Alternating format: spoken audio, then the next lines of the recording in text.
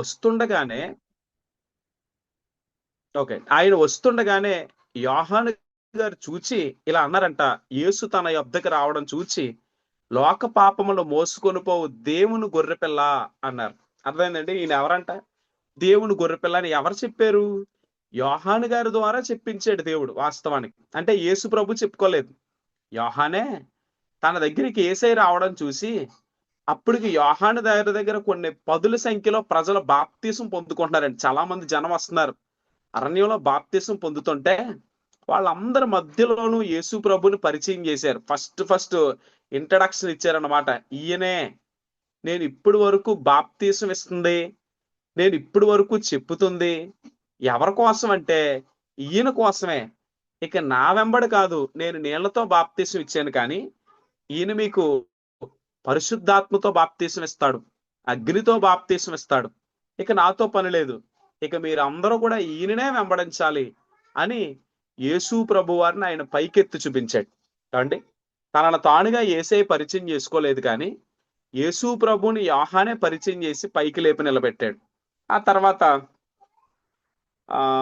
చూడండి, 1వ అధ్యాయం 32, 34 వచనాలు చదువుతాను. మరియు యోహాను సాక్ష్యం ఇచ్చుచు, ఆత్మ పావురం వలె ఆకాశం నుండి దిగివచ్చుట చూచితిని, ఆ ఆత్మ ఆయన మీద నిలిచెను.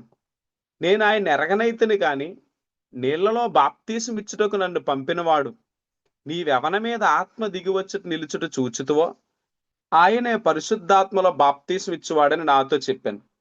ఈయనే దేవుని కుమారుడని నేను తెలుసుకొని సాక్ష్యం ఇచ్చితిని. అండి ఇక్కడ యోహాను గారు ఏం మాట్లాడుతున్నారంటే, ఆత్మ ఎప్పుడైతే 1 minute పాస్టర్ గారు. సార్ ఇందులో వీడియోలో సార్ ఎవరు లేదండి, వీడియోలో ఎవరు లేదా రాలేదండి. మనం అంటే ఇప్పుడు ఇది మొదటిసారి కాదు, మనకు మలయాళంలో ఇంగ్లీష్ లో కూడా బైబిల్ క్లాస్ జరుగుతుంది. ఇక్కడ అందరు స్టూడెంట్స్ అందరూ వీడియోలు వస్తారు. కానీ మనకు మన ఆంధ్రప్రదేశ్లో వాళ్ళతో నేను ఎప్పుడు చెప్తుంటది, ఆంధ్రప్రదేశ్లో ఉన్న వాళ్ళందే దేవుడు మీకంటే భక్తి కలిగిన వాళ్ళు, వాళ్ళందరూ చాలా ఒబీడియన్స్, మంచి మాటలు ఆలగించిన వాళ్ళు అని చెప్పేవాళ్ళు నేను. కానీ ఉండే బాగుంటది మీరు వీడియోలో రండి. అలాంటే ఏ, పేర్లో చూసి వాక్యం నేర్పించడం అనేది చాలా కష్టం. అది మీ పేరు చూసుకొని వాక్యం నేర్పించడం మంచిది కాదు. మీరు మీ ఫేస్ చూసుకుంటుంటే ఆ సార్ గారికి కూడా వాక్యం చెప్పడానికి కొంచెం ఇంట్రెస్ట్ ఉంటది. అది కొంచెం మంచి పద్ధతి కూడా. దయచేసి వీడియోలో రావడానికి అవుతున్న వాళ్ళు రండి వీడియోలో ప్లీజ్. పాస్టర్ సార్ ఆనంద్ వస్తాం గారు. సార్. 5 నిమిషాలు sir. 5 okay okay okay pastor Anand గారు మీరున్నారా లేదా? అలాగే ఉండే రండి వీడియోలో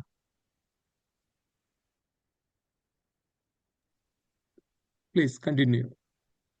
స్టూడెంట్స్ ఓకే అందరూ సార్, వీడియోకి రండి. Thank you sir. స్టూడెంట్స్ అందరూ వీడియోకి రండి. అందరూ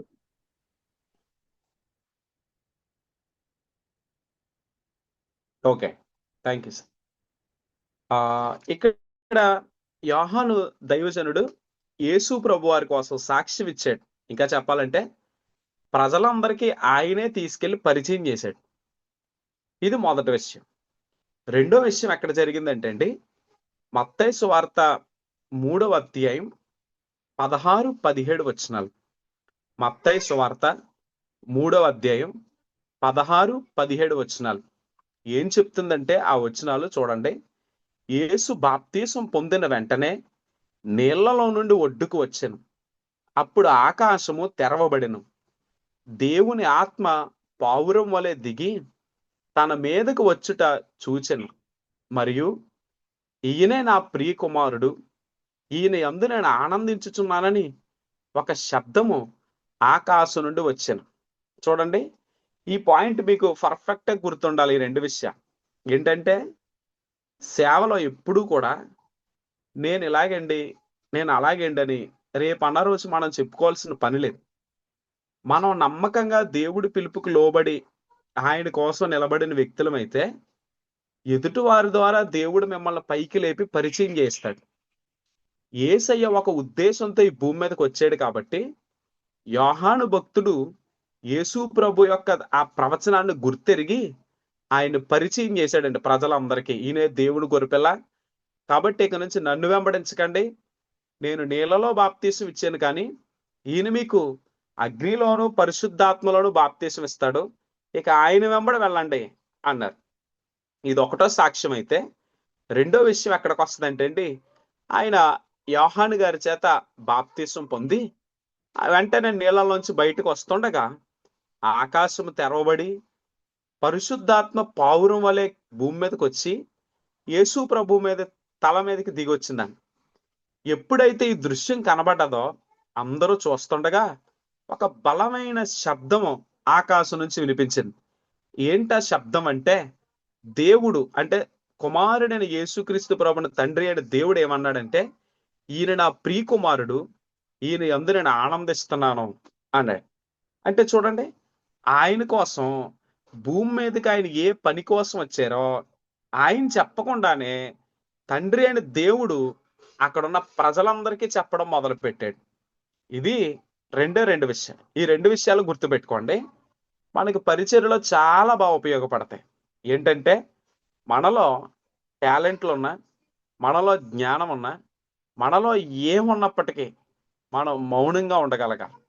ఏమండి, మనం మౌనంగా ఉండి మనలో ఉన్న దేవుడి ఆత్మతో మనం నమ్మకంగా నిలబడగలిగితే ఒక సమయానికి దేవుడే మనల్ని ప్రజలకు పరిచయం చేస్తాడు. అర్థమైందండి? యేసు ప్రభు వారి జీవితంలోంచి ఒక్కొక్క విషయాన్ని మనం నేర్చుకుంటూ రెండు అన్వయించుకుంటున్నాం. చెప్పండి, ఒకటి నేర్చుకోవాలి, రెండు అప్లై చేసుకోవాలి. ఏమండి, మనం ఫస్ట్ ఏం చేస్తున్నామంటే నేర్చుకుంటున్నాం, ఇప్పుడు ఏం చేయాలంటే అప్లై చేసుకోవాలి. ఎప్పుడైనా సరే మీరు మంచిగా పాటలు పాడగలరా, అండ్ మంచిగా వాక్యం చెప్పగలరు, లేదా మంచిగా దేవుడి కోసం నిలబడగలరు. ఒక్కొక్కసారి మనకు కొన్ని అవకాశాలు రావు. రానప్పుడు ఏమనిపిస్తుంది అంటే, నాకు ఇన్ని తలాంతులు ఉన్నాయి, ఎవరు గుర్తించట్లేదేంటి అనిపిస్తుంది. కాకపోతే నేను ఇలా దేవుడి కోసం చేయగలను కదా, నన్ను ఎవరు పట్టించుకోవట్లేదేంటి అనిపిస్తుంది. కానీ దేవుడి యొక్క వాక్యం చెప్తుంది, మీ సమయం వచ్చినప్పుడు దేవుడే మిమ్మల్ని అనేక మంది ప్రజలకి పరిచయం చేస్తాడు. దాని అర్థం ఇదేనండి, యేసయ్యకి 30 సంవత్సరాల వయసు వచ్చేటప్పటికి ఇప్పుడు ఆయన ప్రజలకు పరిచయం చేయబడాలి. కాబట్టి ఏం చేశారంటే, యోహానుని దేవుడు వాడుకున్నారంట. రెండో వ్యక్తిని ఎవరు వాడుకున్నారంటే, దేవుడే స్వయంగా మాట్లాడాడంట, ఈయన నా ప్రియ కుమారుడు, ఈయన యందు నేను ఆనందిస్తున్నాను అని. మన జీవితాల్లో కూడా ఎన్ని టాలెంట్స్ ఉన్నా, ఎంత కృప ఉన్నా, మనం మౌనంగా ఉండగలిగితే మన జీవితాల్లో ఒక సమయం వస్తుందండి. ఆ సమయంలో మీరు అనేక మందికి పరిచయం చేయబడతారు. వాస్తవాన్ని చెప్పాలంటే, మీ తండ్రి అయిన మీ దేవుడే, ఏ దేవుడినైతే మనం ఆరాధిస్తున్నామో ఆ దేవుడే మిమ్మల్ని అనేక మందికి ఎత్తి చూపిస్తాడు. మనకు తెలుసు కదండి, బైబిల్లో ఇంకా కొంతమంది వ్యక్తులు ఉంటారు. మోషే గారిని మనం తీసుకోండి, ఆయనని అనేక మందికి ఎవరు చూపించారు చెప్పండి? మోషే అని ఒక ఆయన ఉన్నాడు, ఆయన ఇంత అద్భుతాలు చేయగలరని ఎవరు చూపించారు చెప్పండి? దేవుడే. ఇప్పుడు మీకు చిన్న టాస్క్ ఏంటంటే, ఇలా దేవుడు అనేక మంది ప్రజలకి తన పిల్లల్ని పరిచయం చేయడంలో ఎవరైనా ఉన్నారా? ఇప్పుడు నేను ఉదాహరణకు ఒకళ్ళని చూపించాను. ఎవరైనా మోషే గారిని ఒక సమయం వచ్చేటప్పటికి దేవుడు ఏం చేశాడు, ప్రజలందరికీ చూపించాడు. అలా ఎవరైనా బైబిల్లో ఉన్నారా? ఉంటే ఎవరైనా మ్యూట్ తీసి చెప్పండి. మ్యూట్ తీసి స్టూడెంట్స్ లో ఎవరైనా, మీరు బైబిల్ చదువుతుంటారు కాబట్టి, ఇంకా చాలా మంది ఉంటారు కదండి. ఒక టైం వచ్చేటోడికి దేవుడు వాళ్ళని ప్రకాశింపజేశాడు, ఒక టైం వచ్చేటోడికి దేవుడు వాళ్ళని అనేక మందికి చూపించాడు ఎత్తిపెట్టి. అలా ఎవరైనా చెప్పగలరా? జోసెఫ్ నోహా గారు ఉన్నదండి. ఓకే అండి, నోవాహు గారు. పాస్టర్ గారు చెప్తున్నారు జోసెఫ్ ఏంటి, యోసేపు. ఇంకెవరైనా చెప్పండి, ఇంకెవరైనా కనిపిస్తున్నారా మీకు? ఆలోచించండి, పర్లేదు, 1-2 నిమిషాలు అయినా పర్లేదు, ఆలోచించండి. ఒక జోసెఫ్, ఒక యోసేపు గారిని తీసుకుంటే 30 సంవత్సరాల వయసు వచ్చేటప్పటికి దేవుడు ఆయన్ని ప్రజలందరికీ చూపించాడు. అప్పుడు వరకు అణగారిపోయినట్టు ఉన్నాడు, కానీ ఆ టైంలో దేవుడు ఆయన్ని పైకి లేపాడు. ఆ పైకి లేపడం వల్ల ఏమైంది, ఆయన అనేక మందికి వెలుగుకరంగా మార్చబడి ఐగుప్తు దేశానికే కాదు ప్రపంచంలో చాలా దేశాలకు దీవెనకరంగా మారిపోయాడు. ఇప్పుడు తమ్ముడు చెప్పారు నోవాహు, ఆయన కూడా చెప్పండి ఎవరండి? ఓకే అండి. సమయాలు కరెక్టే కదా. సిస్టర్ గారు అన్నారు. సిస్టర్ గారు బాగా చెప్పారండి. సమూయేలు. ఇప్పుడు నోవాహు గారిని కూడా దేవుడు ప్రజలందరూ అనుకున్నారు, అబ్బాయి అలా చెప్తున్నాడు మాటలు అనుకున్నారు. కానీ ఒక టైంలో తన మాట, తను చేసిన పనిని దేవుడు పైకి లేపి చూపించేటప్పటికి చూడడానికి ప్రజలు కూడా లేకుండా అయిపోయారు. అవునా కదండి? ఆ టైంలో అందరూ చూశారు, కానీ అవకాశాన్ని కోల్పోయారు. ఒక సమూయేలు గారు చాలా మంచి విషయం, మంచి వ్యక్తి. చిన్నప్పటి నుంచి దేవుడి సన్నిధిలో మంచిగా ఎదిగారు. వాక్యంలో, ప్రార్థనలో ఆయనతో కనిపెడుతూ సేవ చేశారు. అంటే మంచి సేవ చేశారు. దాన్ని సేవ అనే కంటే పరిచర్య చేశారని చెప్పుకోవచ్చు. తన పైన దైవజనుడికి మంచి పరిచర్య చేశారు. నేను ఇక్కడే ఉండిపోలేమో జీవితంలో, నేను ఇంకేళ్ళ కాలు పట్టుకునే బ్రతకాలేమో అని అనుకోలేదండి. ఇదో గొప్ప అవకాశం అని చేశాడు. కానీ దేవుడు విడిచిపెట్టాడా? ఒక టైం వచ్చినప్పుడు సమూయేలు ప్రవక్త అయినట్లు మొత్తం ఇశ్రాయేలు జనాంగం అంతా తెలుసుకున్నారు అని ఉంటారు. అంటే సమూయేలు ప్రవక్త అయ్యాడని ఇశ్రాయేలీలందరికీ ఎవరు చెప్పారు ఆ విషయాన్ని? దేవుడే. అంటే దేవుడే ఆయన ప్రవక్త అయ్యాడని అందరికీ చూపించారట. ఇంకెవరైనా చెప్తారండి? మీకు ఎవరికైనా ఐడియాలు ఉన్నాయి? ఎవరైనా ఇంకా స్టూడెంట్స్లో ఎవరైనా చెప్పగలరా? ఓకే. ఒకవేళ మీకు ఎవరికైనా ఐడియా వస్తే చదవండి. ఒకవేళ ఎందుకు ఈ మాటలు చెప్తున్నానంటే, మనం బైబిల్ని కూడా ఎక్కువ చదవాలి. ఒక దానియేలు గారు లేరండి? ఒక దానియేలు గారిని దేవుడు చూపించాడు కదా ఒక టైంలో అందరికీ. అలా బైబిల్లో ఇంకా చాలా మంది భక్తులు ఉంటారు. అప్పుడు వరకు వాళ్ళు మౌనంగా దేవుడు దాచిపెట్టిన ఒక సమయం దావీదు గారు. ఏమండి? దావీదు గారు ఎవరికైనా తెలుసండి? ఎవరికీ తెలియదు. కానీ ఒక టైం వచ్చేటప్పటికి దావీదు అనబడిన ఒక వ్యక్తి ఉన్నాడు అని చూపించాడు. అలా దేవుడు మన జీవితాల్లో కూడా ఒక టైంలో మీరున్నారు అని చూపిస్తాడు. మీరు అప్పటి వరకు ఏం చేయకూడదంటే కంగారు పడకూడదు. ఏమండి? ఇప్పుడు నిజం మీకు బైబిల్ నేర్చుకోవాలని అవకాశం, బైబిల్లో నేర్చుకోవాలి క్లాస్ ఎలాగా, లేదంటే కొంతమంది సేవ చేయాలి ఇలా సర్టిఫికేట్. కానీ దేవుడు మీకంటూ మీ ఆశను తీర్చడానికి ఈ బైబిల్ కాలేజీని ఇచ్చాడు. వాస్తవానికి ఇది గొప్ప అవకాశం అని చెప్పుకోవాలి. అవునా కాదండి? మనం వాక్యం వినటానికి ఇంట్లో కూర్చుని అవకాశం ఇచ్చాడంటే మనకి తెలియదు. దీనికోసం ఎవరో ఒకరి ద్వారా తెలియజేసి మనకు అవకాశం ఇచ్చి నిలబెట్టాడు. తెలియదు రేపు పొద్దున్న మీరు ఎక్కడ ఎంత పెద్ద సేవకులు అవుతారో, అంటే దేవుడు మిమ్మల్ని ఎలా వాడుకుంటాడు. మనం అనుకుంటాం చాలా పెద్ద పెద్ద కాలేజీలోకి వెళ్ళి లక్షల పే చేస్తేనే అనుకుంటాం. వాస్తవానికి అందులో చాలా మంది భ్రష్టులు అయిపోతున్నారు అలా. కానీ దేవుడు మనకి ఇంటి దగ్గరే కూర్చుని ఆత్మీయంగా మంచి వాక్యాన్ని వినటానికి, మనకు ఎదగడానికి అవకాశం ఇస్తున్నాడు. అంటే మనల్ని తెలియకుండానే మనల్ని దేవుడు చూపించడం మొదలు పెట్టాడు. ఇప్పుడు మనందరం ఒకరికొకరు తెలుసండి? నేను మీ ఎవరికైనా తెలుసా? కానీ బినోద్ చాకోయ్ గారికి నాకు ఎప్పటి నుంచో పరిచయం. కానీ సడన్ గా దేవుడు ఆయనకి నన్ను జ్ఞాపకం చేశాడు. అంటే ఉదాహరణకు చెప్తున్నాను. ఆ అవకాశం ద్వారా మీతో వాక్యం పంచుకోవడానికి నాకు అవకాశం ఇచ్చాడు. అవునా కాదండి? అలా దేవుడు మన జీవితాల్లో మార్గాలు తెరుస్తాడు. మనం మౌనంగా ఉండి ఆయన దగ్గర కూర్చుంటే ఒక సమయానికి మిమ్మల్ని ఎక్కడ నిలబెట్టాలి, ఇక్కడ మీ ద్వారా సేవ జరిగించాలి, ఎక్కడ మిమ్మల్ని ఎత్తులో తీసుకెళ్లాలనేది ఆయన ప్లాన్ వేసుకుంటాడు. ఏమండి? కాబట్టి యేసు ప్రభు వారిని ప్రజలకి దేవుడే అంటే తండ్రే పరిచయం చేశాడు. ఏమండి? ఈ పాయింట్ మీకు అర్థమైంది కదా? యేసు ప్రభు వారిని ప్రజలకి తండ్రే పరిచయం చేశాడు. ఆ టైం వచ్చింది.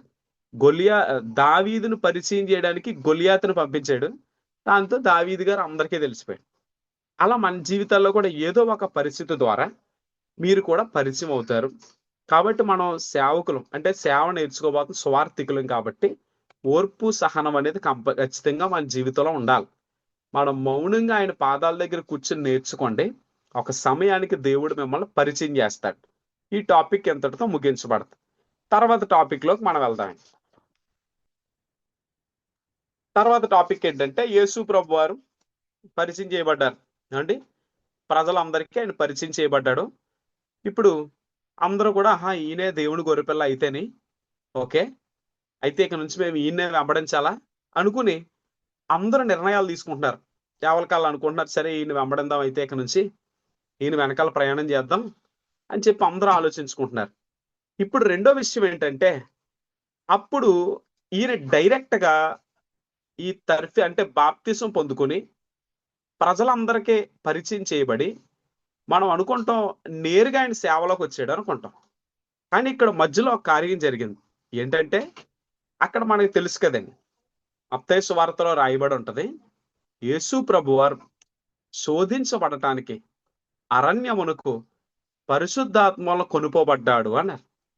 పరిచర్యకి, పిలుపుకి, అంటే మనం చేసే సేవకి, దేవుడు పిలుచుకున్న పిలుపుకి మధ్యలో ఏముంటదండి అంటే శోధన ఉంటది. చెప్పండి, ఏముంటది? శోధన ఉంటది.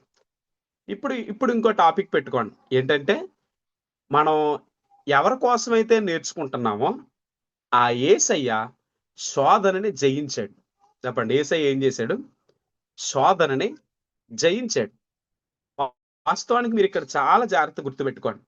యేసయ్యని అందరికీ పరిచయం చేసి పిలిపిచ్చిన తండ్రే, తర్వాత ఆయన ద్వారా పరిచర్య చేయించిన తండ్రే, ఈ రెండింటికి మధ్యలో కొన్ని 40 రోజుల పాటు శోధనకి అనుమతించాడు.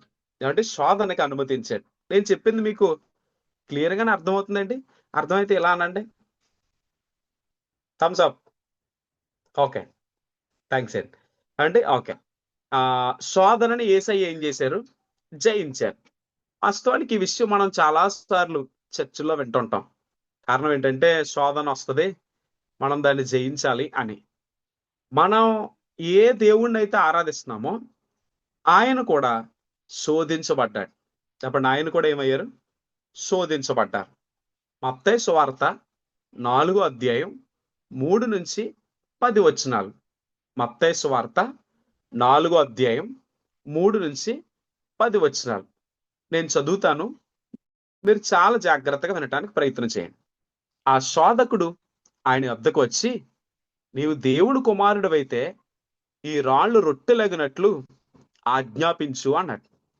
మొట్టమొదటి శోధన ఏంటండి?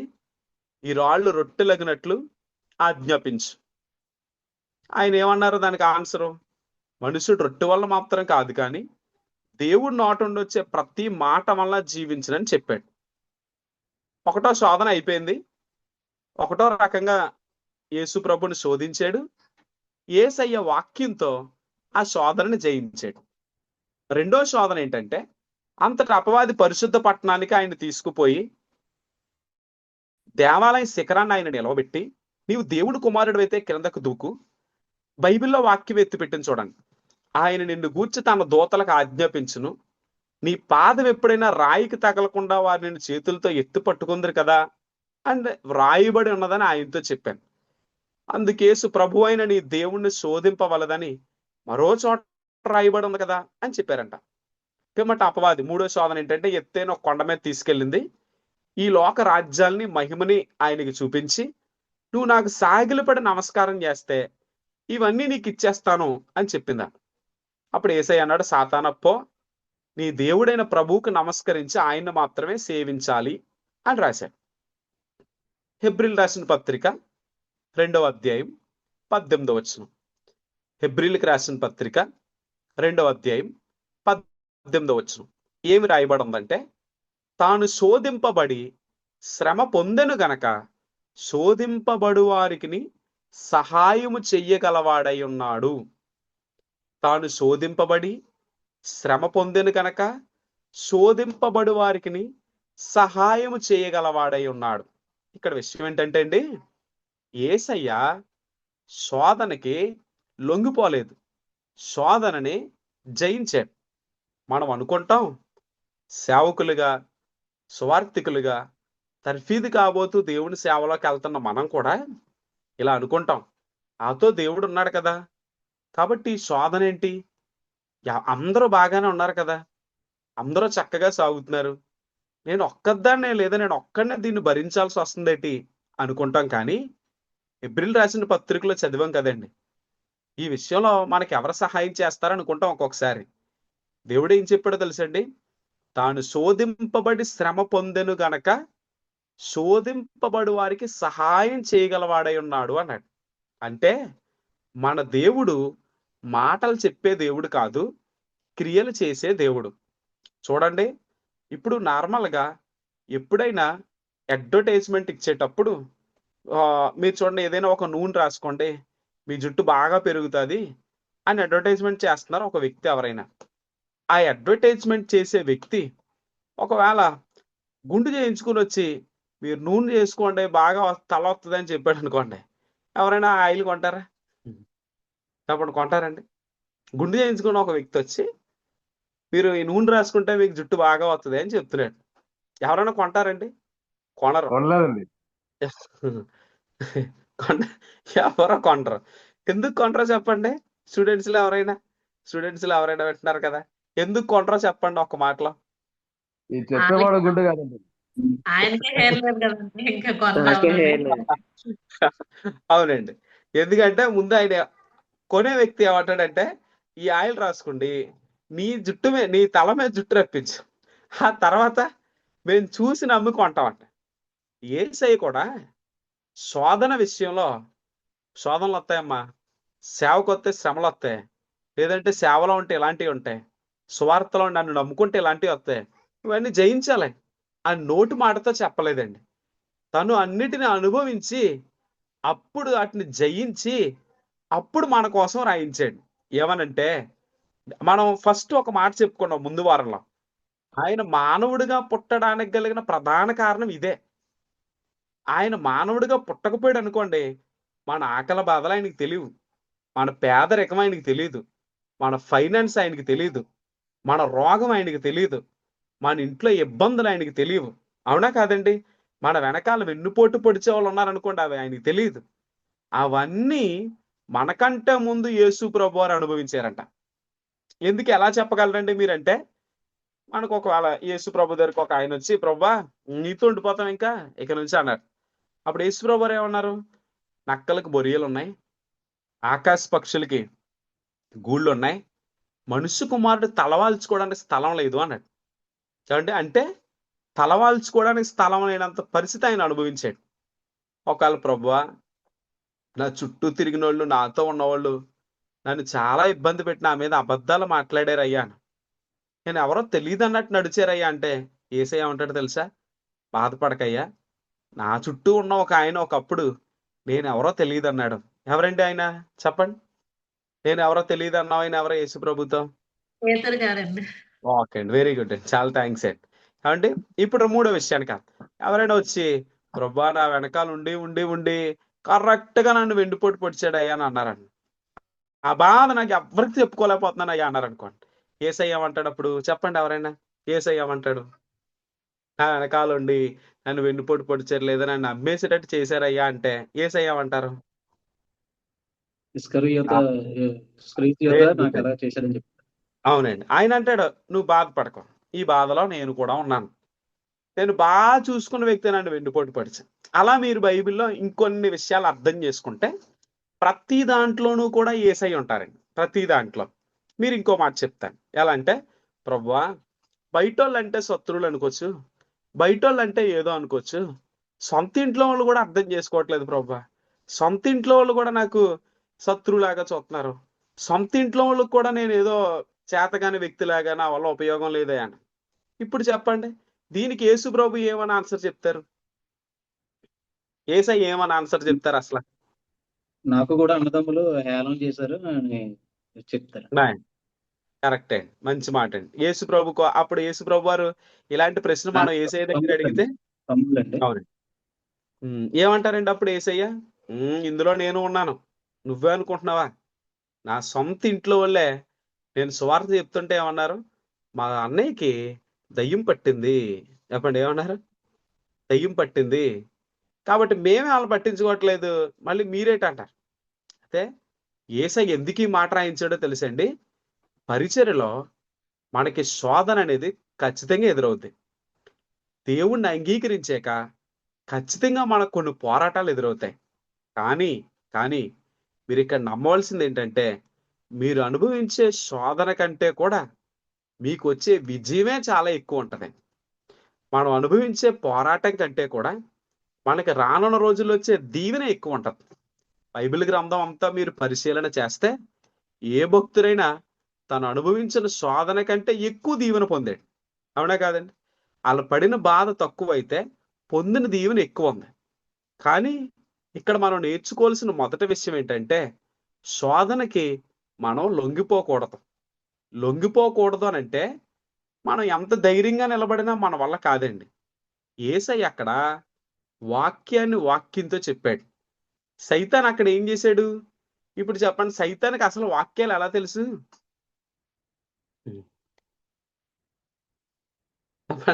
సైతాన్ యేసు ప్రభుని ఏమని ప్రశ్నించింది? ఆహా, ఇలా రాయబడి ఉంది కదా అన్నారు. అవునండి, ఇలా చెప్పారు కదా, పడిపోతే వచ్చి పట్టుకుంటానని ఉంది కదా బైబిల్లో. ఇప్పుడు చెప్పండి, వాస్తవానికి ఇలా ఇంతకంటే విడ్డూరమైన విషయాలు సైతాన్ బైబిల్లోంచి వచ్చి మనల్ని అడిగితే మనం చెప్పగలమా? బైబిల్లోంచి ఆన్సర్ అండ్ బైబిల్లోంచి ఆన్సర్ చెప్పాలంటే ఖచ్చితంగా ఒక విషయం చెప్తానండి. మనం పరిశుద్ధ గ్రంథాన్ని ఎక్కువ చదవాలి అండి. అంటే సమయం వచ్చింది కాబట్టి చెప్తున్నాను. మీకు టార్గెట్ ఉండాలి.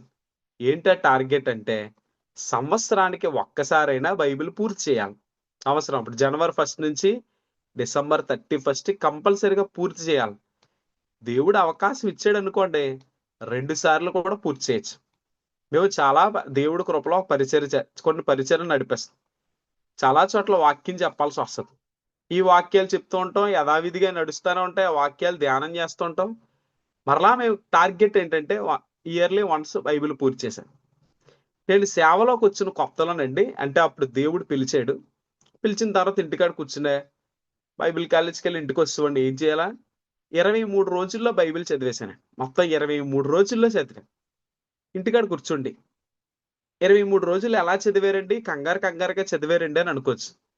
నాకు అప్పుడికి నేను ఒక విషయం చెప్పగలను. ఆ 23 రోజుల్లో చదివిన బైబిలే ఏమైంది తెలుసండి, మాకు చాలా ఎక్కువగా నేర్పించబడి. ఇక్కడ నేను చదువుకునేవాడిని, బైబిల్ కాలేజ్కి వెళ్ళేవాడు, కొన్ని విషయాలు చెప్పేవారు, చక్కగా నేర్చుకునేవాళ్ళు, అర్థమయ్యేది. మీకు ఒక టార్గెట్ ఏంటంటే ఈ బైబిల్ కాలేజ్ పూర్తి చేసేటప్పటికి 1 ఇయర్లో మీరు బైబిల్ కంప్లీట్ చేయాలి.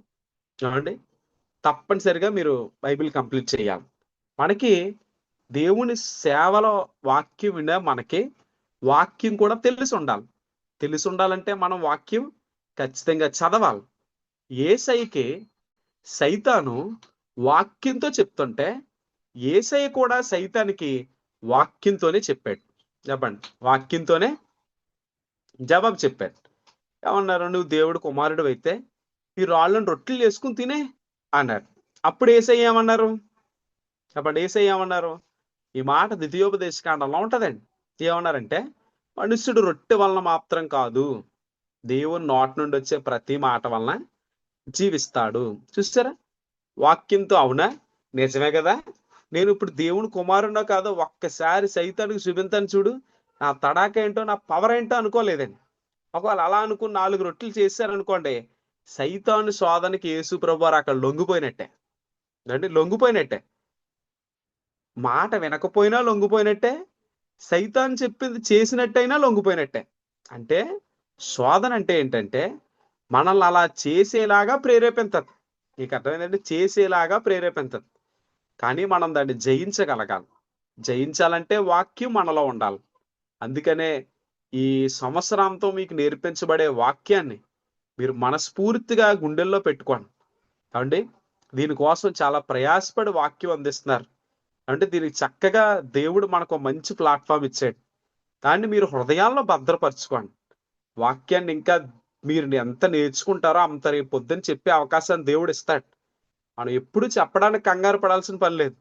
మనం నేర్చుకోవడానికి తొందరపడితే చెప్పే అవకాశాలు ప్రభువు అనుగ్రహించాడు. రెండో దగ్గరికి వచ్చాడు, ఎత్తైన స్థలంలో తీసుకెళ్ళిపోయి దూకే అన్నాడు. ఏంటి, యేసుప్రభు నిజంగా దూకేసిన దూతలు వస్తాయి రావా? చెప్పండి, వస్తాయి రావా? ఒకవేళ దూతలు రాలేదు అనుకోండి, దూతలు రాలేదు, యేసుప్రభు పడిపోయారు అనుకోండి, కాళ్ళు చేతులు ఇరిగిపోయినాయి అనుకోండి, యేసుప్రభు బ్రతకగలరా లేదా? చెప్పండి ఎవరండి, యేసుప్రభు బ్రతకగలరా లేదా? బ్రతకగలరండి. బ్రతకగలరా కదండి, ఖచ్చితంగా బ్రతకగలరు. ఎందుకని? ఆయన ఎంతమంది కాళ్ళు చచ్చిపడిపోయిన వాళ్ళు లేపాడు అండి. పాడి వెళ్ళిపోతుంటే పాడి మీద పడుకున్న వాళ్ళు కూడా లేపేశాడు ఆయన. లేపాడు. అవునండి. 4 రోజులైనా సమాధిలో పెట్టి ఎవరైనా చెప్పండి, 4 రోజులు సమాధిలో ఉన్న ఆయన ఎవరైనా? లాజర్. లాజర్ గారు సమాధిలో పెట్టి 4 రోజులైనా లేపాడా లేదా? ఆయన చేసే శక్తి ఆయనకు ఉందా లేదా అంటే ఉంది. కానీ ఆయన వాక్యంతో సైతాన్ని అడుగుతుంది కాబట్టి వాక్యంతోనే చెప్పారు. ఏమని? నీ దేవుణ్ణి శోధింపకూడదని చెప్పారు కదా అని. మీరు ఎప్పుడైనా ఇదే చేయండి. వాక్యంలో అవును కదండి, దేవుడికి శక్తి ఉంది కదండి, మరి ఇలా చెయ్యొచ్చు కదండి, ఇలా చేసి చూపించచ్చు కదండి. అలాంటి సమస్యలు మన జీవితంలో చాలా వస్తాయి. కానీ దేవుణ్ణి మనం శోధింపకూడదు. శోధింపకూడదంటే, నేను ఇప్పుడు పురుగుల మందు తాగేస్తున్నాను, దేవుడు కాపాడుతాన్నాడు కాబట్టి నన్ను కాపాడు ప్రభా అని తాగేశారనుకోండి, ఆ వ్యక్తి చచ్చిపోతాడు. అర్థమైందండి? చచ్చిపోతాడు. ఎందుకు చచ్చిపోతాడంటే ఈ వ్యక్తి దేవుణ్ణి శోధిస్తూ తాగాడు. మనకు తెలియలేదు. మామూలుగానే మనం భోంచేసేస్తున్నాం. మనం చేస్తున్న భోజనంలో ఎవరో తెలియకుండా విషం కలిపేశారు అనుకోండి నార్మల్గా. మనం తినేసాం. ఇప్పుడు మనం నొరగలు కక్కడం మొదలు పెట్టాం. నిజంగా చెప్తున్నానండి, ఒకవేళ ఇలాంటి పరిస్థితి సందర్భం వచ్చినాడు, ప్రభువా నేను నీ బిడ్డనయ్యా, నాకు అసలు ఇందులో ఉందని కూడా తెలియదయ్యా, ఇందులోంచి నువ్వు నన్ను కాపాడు, నాకు ఒక్క అవకాశం జీవితంలో ఇవ్వయ్యా, తెలియకుండా ఇలా జరిగిపోయిందంటే ఖచ్చితంగా ఆయన చెయ్యి మిమ్మల్ని తాకుతుంది, స్వస్థత నిలబెడదు. దీన్ని ఏమంటారు తెలుసండి? మన జీవితంలో అనుకోకుండా జరిగే పరిస్థితుల్లో మన దైనందిక జీవితాల్లో దేవుడు ఆదుకుంటాడు. కానీ ఎప్పుడూ మనం దేవుణ్ణి శోధించకూడదు. ఆయన ఇలా చేస్తే దేవుడు అవుతాడు, ఇలా జరిగితేనే దేవుడు, ఇలా నేను అనుకున్న దొరికితేనే దేవుడు, ఇలా శోధన వద్దండి. నిజంగా మనం ప్రార్థన చేస్తే అన్ని దేవుడు చేస్తాడు. మూడో విషయానికి వచ్చి ఏమన్నాడు? ఎత్తైన శిఖరం మీద తీసుకెళ్ళి అన్నాడంట, లోకరాజ్యాలన్నీ చూపించి నువ్వు నా కాళ్ళు పట్టుకో చాలు, నువ్వు నా కాళ్ళు పట్టుకో, మొత్తం అన్ని ఇచ్చేస్తాను అన్నాడు. ఏమండి? యేసుప్రభు పట్టుకున్నారండి? యేసే పట్టుకున్నారా? లేదండి. లేదండి. పట్టుకోలేదండి. పట్టుకునే లేదు. అవకాశం ఏంటి? ఇప్పుడు యేసే పట్టుకుంటే ఎవరు చూస్తారు చెప్పండి? యేసే పట్టుకున్నాడు. సరే అండి, ఎత్తైన శిఖరం కదా, భూమి మీద కూడా లేరు వీళ్ళప్పుడు, చాలా ఎత్తులోకి వెళ్ళిపోయారు. ఇప్పుడు ఎత్తులోకి వెళ్ళినప్పుడు సైతాన్ కాళ్ళు, సరే సైతాన్ మనందరం డీలింగ్ చేసుకోవచ్చు, ఇంకెవరికో చెప్పక ఈ విషయం అని కాళ్ళు పెట్టుకున్నారు అనుకోండి, సైతాన్ ఇచ్చేదే ఈ లోకం అంతటిని ఇచ్చేస్తుంది, ఇచ్చేస్తాడు. ఖచ్చితంగా ఇచ్చేస్తుంది. ఎందుకంటే ఆ గెలుపు కోసమే చూద్దాం. ఈ రోజు మీరు ఒక విషయాన్ని గుర్తుపెట్టుకోవాలి. మనం రేపు పొద్దున్న పరిచర్యలోకి వెళ్ళి ఇప్పుడు మన దర్శనం, మన భారం, మన పిలుపు ఎలా ఉంటాయి చెప్పమంటారా? చాలా పవర్ఫుల్ గా ఉంటాయి. కొన్ని రోజులు పోయాక అనిపిస్తుంది, మరలా నేను ఇందులో ఏం సాధించలేకపోతున్నాను, కుటుంబం గడవడం కూడా కష్టమైపోతుంది, లేకపోతే మరలా వెనక్కి వెళ్ళిపోదాం, లేకపోతే ఈ మార్గం ఎన్నుకోవచ్చు, ఆ మార్గం ఎన్నుకోవచ్చు, అది కూడా తప్పే ఉంది, వాళ్ళు ఇలా చేస్తున్నారు కదా, వీళ్ళు అలా చేస్తున్నారు కదా అనిపిస్తుంది. దాని అర్థం ఏంటో చెప్పమంటారా? మనం సైతాను కాళ్ళు పట్టుకున్నట్టే. సైతాను కాళ్ళు పట్టుకున్నట్టే. మనం ఈ దేవుని కొరకు నిలబడగలిగితే ఖచ్చితంగా దేవుడు ఒకరోజు మీకు మార్గాలు తెరుస్తాడు. అక్కడ రాయబడి ఉంటది, ఏమన్నా తెలుసండి? ఈ శోధనని యేసు ప్రభు గెలిచిన మరుక్షణం అపవాది ఆయనను విడిచిపోగా దేవదూతలు ఆయనకు పరిచర్య చేశారు. చెప్పండి, అపవాది ఏం చేశారంట? ఈ శోధన జయించాక వదిలి వెళ్ళిపోయాడంట. కానీ దేవదూతలు వచ్చి పరిచర్య చేశారట. ఒక్క మాట చెప్పి నేను బ్రేక్ ఇస్తానండి. ఏంటంటే బైబిల్లో యోసేపు గారు కూడా ఇదే శోధనలు ఎదుర్కొన్నారా లేదా? ఎదుర్కొన్నారండి. కానీ జయించారా, ఓడిపోయారా? జయించాడు. జయించారు కదండి, జయించారు. ఇంకా అలా స్త్రీ విషయంలో శోధన ఎదుర్కొన్న వాళ్ళు ఎవరైనా ఉన్నారండి బైబిల్లో? స్త్రీ విషయంలో శోధన ఎదుర్కొన్న ఆయన ఎవరైనా ఒక వ్యక్తిని చెప్పండి. స్త్రీ విషయంలో శోధన ఎదుర్కొన్న వ్యక్తి ఎవరైనా ఐడియా ఉందండి మీకు ఎవరికైనా? సంసోన్ చెప్పండి ఎవరైనా. నాకు అవునండి, సంసోన్ ఎదుర్కొన్నాడు, కానీ ఓడిపోయాడా, జయించాడా? చెప్పండి, ఓడిపోయారా, జయించారా? ఓడిపోయారండి. ఓడిపోయాడండి. ఓడిపోయారు కాబట్టే ఆయన జీవితంలో విజయం వైపు ఆయన అడుగులు అయిపోయారు. యోసేపు గారు నిలబడ్డారు కాబట్టి ఎత్తైన సింహాసనం మీద కూర్చుండబడి దేవుడికి ప్రజలకి ఉపయోగకరంగా ఉన్నారు. కాబట్టి ఈ రాత్రి మనం గుర్తుపెట్టుకోవాల్సింది ఏంటంటే, యేసయ్య శోధనని జయించాడు. యేసు ప్రభు మానవుడిగా ఉన్నారు అని అంటే ఆయనకి ఆర్థిక బాధలు ఉండుంటాయా, ఉండవా? ఏమండి? ఉన్నాయండి. ఖచ్చితంగా ఉన్నాయి. అవునండి. ఆయన కుటుంబ బాధలు ఉన్నాయా, లేవా? ఉన్నాయి. ఉన్నాయి కదండి. ఆయనకి ఈ పరిసరాలతో ఇబ్బందులు ఉన్నాయా? ఉండుండవు అంటారా? ఖచ్చితంగా ఉన్నాయండి, ఉన్నాయి. ఉంటాయి. ఉన్నాయి కదండి.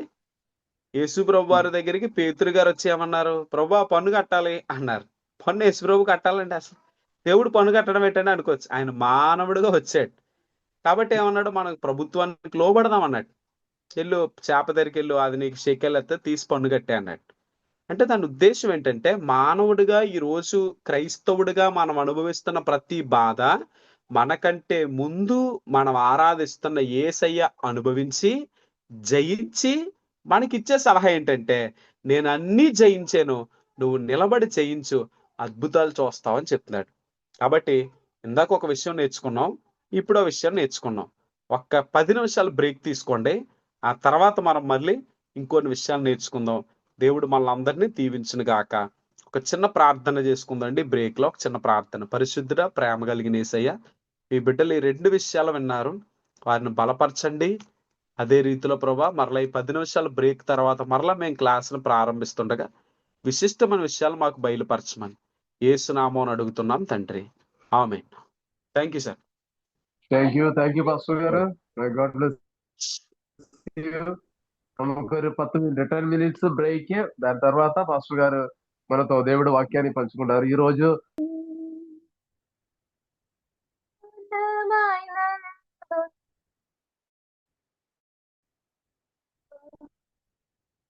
Okay. Thank you Alka. Thank you. God bless you.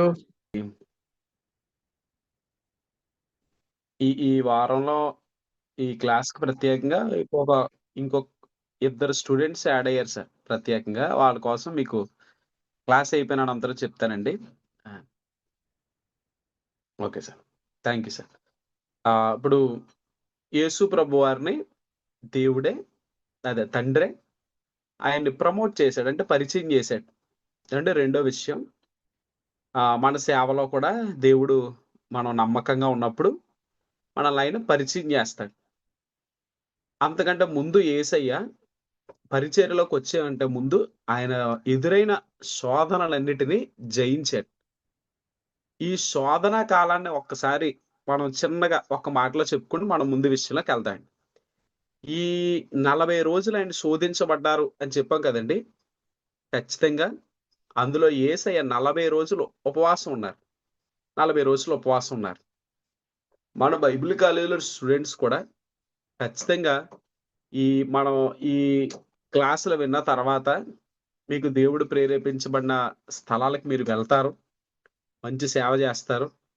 అంతకంటే ముందుగా ఈ అయిపోయిన తర్వాత మీరు ఆర్డినేషన్ ఇవన్నీ తీసుకుని ఎక్కడ సేవకి వెళ్ళాలన్నప్పటికీ ఒక 40 రోజులు మీరు ఉపవాసం ఉండాలి.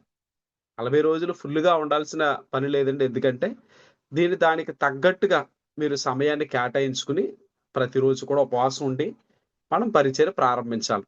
ఎందుకంటే మనకి ఏ దేవుడైతే మాదిరిగా ఉన్నారో ఆయన కూడా 40 రోజులు ఉపవాసం ఉన్నారు. ఏమండి? యేసయ్య ఎప్పుడు నోటి మాటతో చెప్పలేదండి, చేసి చూపించారు. నేను కూడా పరిచర్యకు వచ్చే ముందు 40 రోజులు ఉపవాసం ఉన్నానండి. 40 రోజులు దేవుడితో గడిపినప్పుడు చాలా విషయాలు దేవుడు నాకు అప్పుడు తెలియజేశారు. ఏం చేయాలి, ఎక్కడికి వెళ్ళాలి, ఏ ఊరు వెళ్ళాలి అనేది దేవుడు అప్పుడే తెలియజేశాడు. నేను అప్పుడు మా ఊరు నుంచి ప్రత్యేకంగా 30 కిలోమీటర్ల దూరం వచ్చి ఇంకా దేవుడు ఏ ఊర్లో అయితే చూపించారో ఆ ఊర్లోనే ఉంటున్నానండి ఇప్పుడు కూడా. అక్కడే సేవ చేస్తున్నాను. కాబట్టి ఖచ్చితంగా 40 రోజుల ఉపవాసం యేసయ్యకి చాలా బలాన్ని ఇచ్చింది. మనం అనుకుంటాం ఉపవాసం చాలా బలహీనతను ఇస్తుందేమో అనుకుంటాం.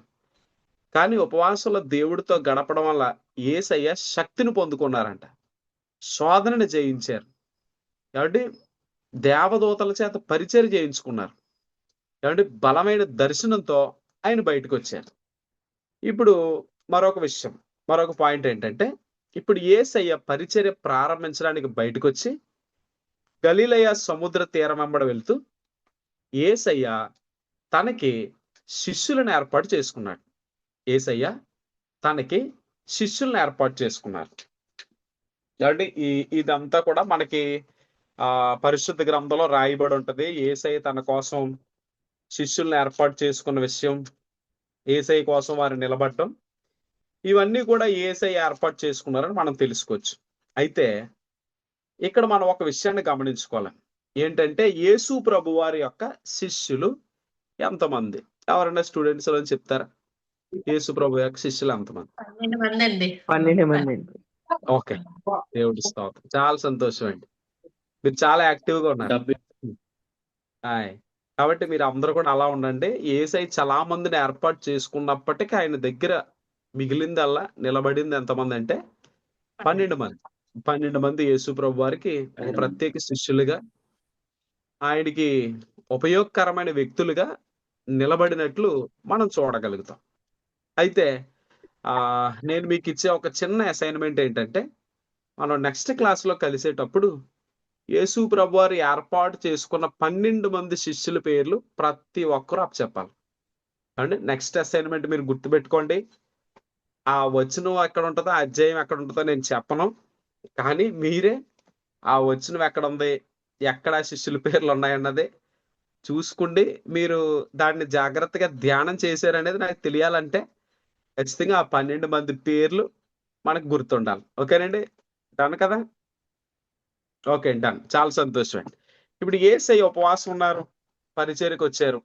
పరిచర్యలో ముందుకు వెళ్తూ నేను కొన్ని వచనాలు మీకు చెప్తాను, చాలా జాగ్రత్తగా ఉండడానికి ప్రయత్నం చేయండి. యేసు ప్రభు వారు ఏర్పాటు చేసుకున్న ఆ శిష్యులను మనం జ్ఞాపకం చేసుకుంటే చూడండి, లోకాసు వార్త 6వ అధ్యాయం 12-13 వచనాలు. 12-13 వచనాలు. ఆ దినముల యందు ఆయన ప్రార్థన చేయుటకు కొండకు వెళ్ళి దేవుని ప్రార్థించుట యందు రాత్రి గడిపెను. ఉదయం అయినప్పుడు ఆయన తన శిష్యులు పిలిచి వారిలో 12 మందిని ఏర్పరిచి వారికి అపోస్తులుడు అని పేరు పెట్టారట. కాబట్టి యేసయ్య ఏం చేశారు? రాత్రంతా ప్రార్థనలో గడిపి అప్పుడు ఉదయాన్నే 12 మందిని ఏర్పరచుకున్నారట. రాత్రి అంతా ఎందులో ఉన్నారండి యేసుప్రభు వారు? చెప్పండి, రాత్రి అంతా ఎక్కడ ఉన్నారు? ప్రార్థనలో ఉన్నారు. ఫస్ట్ వాడికి యేసయ్య ఇంకా ప్రతిరోజు రాత్రులు పడుకోరండి, ప్రార్థనే చేసేవారు ఆ భూమి మీద అని అంటే ఆయన అలా ఏం చేయలేదండి. వాస్తవానికి ఆయన మానవుడే కదా. చెప్పండి, ఆయన కూడా మానవుడే కదా. ఆయనకు కూడా అలసట వచ్చింది కదా. ఒక చోట ఆయనకు అలసట వచ్చిందని రాయబడి ఉంటది. ఆయనకు కూడా అలసట వచ్చింది. ప్రతిరోజు ఆయన ప్రార్థన చేశాడా? రాత్రులు పడుకోకుండా ప్రార్థన చేసి ఉదయం లేచేటప్పటికి పరిచర్య చేస్తే ఆయనకి శక్తి ఎలా వచ్చింది అని మనం అనుకోవచ్చు. కానీ మీరు ఆ వచనాన్ని మీరు జాగ్రత్తగా గమనిస్తే ఆయన ఏదైనా ఒక విశిష్టమైన కార్యం చెయ్యాలి అని అనుకున్నప్పుడు ఆ రాత్రంతా ఎక్కువ ప్రార్థనలో ఉండేవాడు అని మనం గమనించవచ్చు.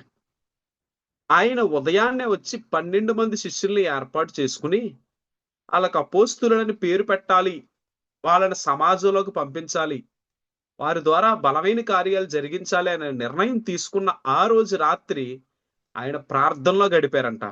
అంటే తండ్రిని అడిగారు, ప్రభా ఎలాంటి వ్యక్తుల్ని నేను ఎన్నుకోవాలి, లేకపోతే ఎలాంటి వ్యక్తులకి బాధ్యత అప్పగించాలి, నాతో పాటు ఉండటానికి ఎవరు అర్హులు అనే విషయాన్ని ఆ రాత్రి ప్రార్థనలో గడిపి మరుసటి రోజు ఆ నిర్ణయం తీసుకున్నారు.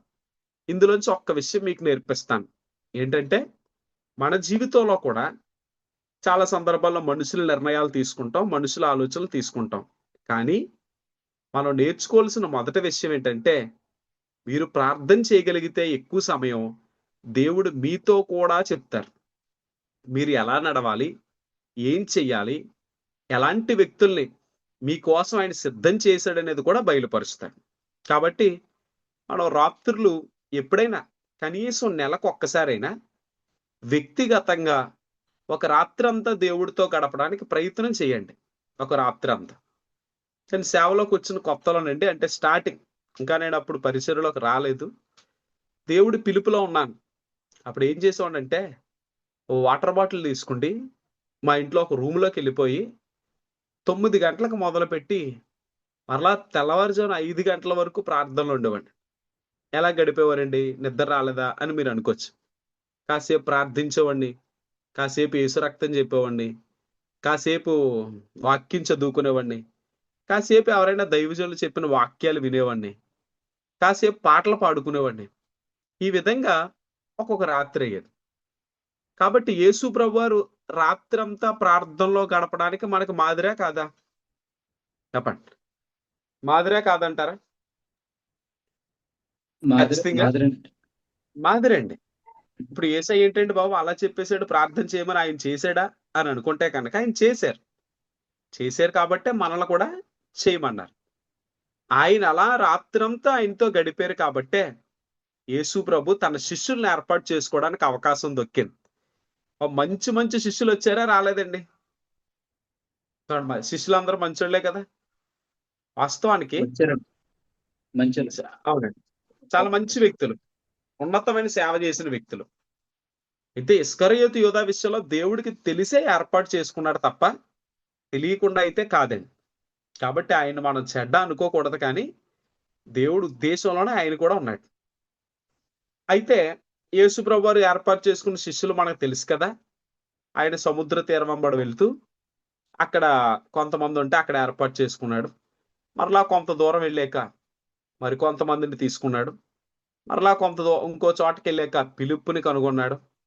ఆ తర్వాత మరికొంతమంది శిష్యులని సుంకపు మెట్టనొద్దున్న మత్తయిని, ఈ లేవిని, వీళ్ళందరినీ దేవుడు ఏర్పాటు చేసుకుండి వాళ్ళందరికీ ఒక మంచి పేరు పెట్టాడండి. ఏంటంటే అపోస్తులు. చెప్పండి, అపోస్తులు. వారికి ఏమని పేరు పెట్టారట? అపోస్తులు. ఈరోజు చాలా మంది అపోస్తులని పెట్టుకుంటున్నారు కదండి, అపోస్తులని పెడుతున్నారు కదా. వాస్తవానికి అపోస్తుల అందులో ఉంటది. అపోస్తులుడు అంటే అర్థం ఏంటంటే పంపబడిన వాడు అని అర్థం. చెప్పండి, అపోస్తులు అంటే అర్థం ఏంటి? ఏమండి ఆనంద్ కుమార్ గారు ఏంటంటే చెప్తున్నారు, చెప్పండి. పంపబడిన పంపబడిన వాడు అని అర్థం. ఏమండి ఈ శిష్యులందరూ ఎవరంటే యేసు ప్రభు చేత పిలవబడి ఎన్నుకోబడి ఆయన ద్వారా పంపబడిన వారు అండి. ఆయన ద్వారా పంపబడిన వారే ఆయన పని చేయగలరు. ఆయన ద్వారా పంపబడని వారు కూడా ఉన్నారు. వాళ్ళు ఆయన పని చేయలేకపోయారు, నిలబడలేకపోయారు. యేసుప్రభు పేరు చెప్పుకుని బ్రతికిన వాళ్ళు చాలా మంది ఉన్నారండి ఆ కాలంలో. అవునా కాదండి? ఒక సంఘటన మీతో చెప్తాను, ఒకవేళ మీకు గుర్తు రావచ్చు, లేకపోతే నేర్చుకోవడానికి ప్రయత్నం చేయండి. ఒకరోజు యేసుప్రభు వారి శిష్యులు యేసయ్య దగ్గరకు వచ్చి, ప్రభువా నీ నామం పేరట ఒకటి దెయ్యాలు ఎలగొడుతుంటే చూసాం. సారీ, ఒక వ్యక్తి దెయ్యాలు ఎలగొడితే చూస్తున్నాం, ఆడు మనోడు కాదు కాబట్టి ఆయన ఏం చేసాం, అడ్డగించాం అన్నారు. యేసయ్య ఏమన్నారు? అలా అడ్డగించకూడదు, నా నామం పేరట చేసే ప్రతి ఒక్కరు కూడా ఆ కార్యాలు జరిగించవచ్చు అని చెప్పారు. కానీ మీరు అపోస్తుల కార్యాల గ్రంథంలోకి వెళ్తే అక్కడ ప్రధాన యాజకుడైన స్కెవ అనే ఒక ఆయన ఉంటాడండి. ఆయనకి 7 కొడుకులు ఉంటారు. ఈ అపోస్తలుడు పేతురు గారు, పౌలు గారు వీళ్ళందరూ యేసునామాన్ని ఉచ్చరించి అద్భుతాలు చేస్తుంటే వీళ్ళు కూడా ఇదేదో బాగుందని ఆ నామం పట్టుకుని తిరిగారు. సక్సెస్ అయిందా? చెప్పండి, అసలు అక్కడ ఏం జరిగింది ఎవరంటే చెప్పండి. సక్సెస్ అయింది. దయ్యాలు తిరిగేసి అవునంటే దయ్యాలు తిరగబడి వారు ఒంటి మీద పడి వస్త్రాలన్నీ చింపేసినాయి అంట. అంటే అర్థం ఏంటంటే, నాకు యేసు ప్రభు తెలుసు, పేతురు తెలుసు, పౌలు తెలుసు, మీరు ఎవరైనా అడిగినాయి అంట. అంటే దేవుడు చేత పంపబడని వారు దేవుడు పని చేసిన ఆ పనిలో ప్రయోజనం ఉంటదండి. ఏమండి ఇక్కడ కూర్చున్న మనందరం ఒక విషయాన్ని గుర్తుపెట్టుకుందాం. ఏంటంటే మనందరికీ ఖచ్చితంగా దేవుడు బలమైన పిలుపు ఉండాలి, దేవుని బలమైన దర్శనం ఉండాలి. ఆ పిలుపు అంటే మీరు అడవుల్లో ఉన్న విస్తారమైన సేవ మీ ద్వారా జరుగుతుంది. ఆ దర్శనం మీ దగ్గర ఉంటే మీరు లోయల్లో ఉండిపోయినా ఏంటి, అసలు ఎవ్వరు ప్రజలే లేని ప్రదేశాల్లో ఉన్నా దేవుడు మీ దగ్గరికి విస్తారమైన జనాన్ని పంపిస్తాడు. ఇక్కడ మీకు ఒక వ్యక్తి గుర్తు రావాలి సేవ విషయంలో. ఎవరికైనా గుర్తొచ్చారా? చిన్న హింట్లు ఇస్తాను, దాన్ని బట్టి ఎవరైనా చెప్పచ్చు. ఆయన అడవుల్లో ఉండి స్వార్థ చేశాడు. అడవుల్లో ఉండి స్వార్థ చేశాడు.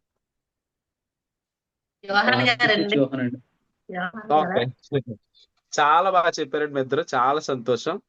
నిజంగా చాలా వెంటనే దేవుడు మంచి జ్ఞానం ఇచ్చాడు. ఆయన ఎవరండి? బాప్తీసం ఇచ్చు యోహాను గారు. ఆయన ఊర్లో ఉండి స్వార్థ చేశారా? అవునండి, ఊర్లో ఉండి స్వార్థ చేశారా? లేదు.